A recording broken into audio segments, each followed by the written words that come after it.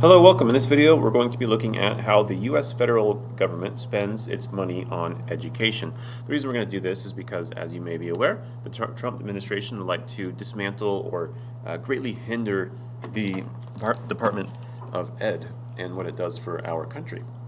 So before you can make a decision as to whether or not that's a good idea, it'd be great to inform yourself on how this money is actually spent in the U.S. and how much money that is.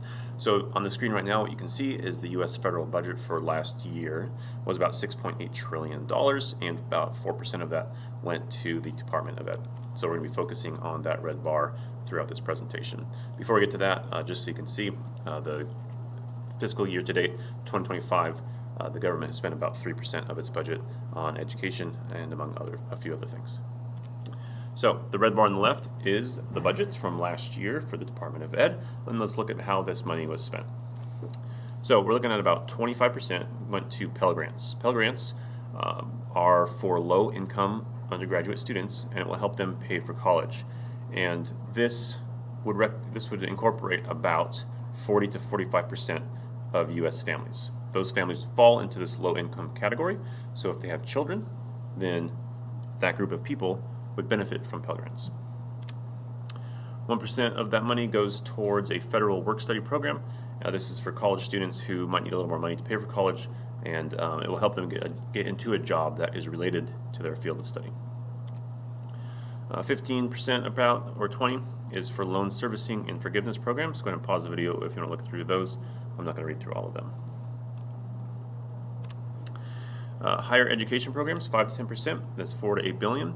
Now this is money that goes towards historically black colleges, Hispanic serving colleges, tribal colleges. That's where some of that money goes. It's also for grants for post-secondary education innovation, as well as supporting for first-generation college students and, again, low-income students, and a very small portion of that is for teacher preparation programs.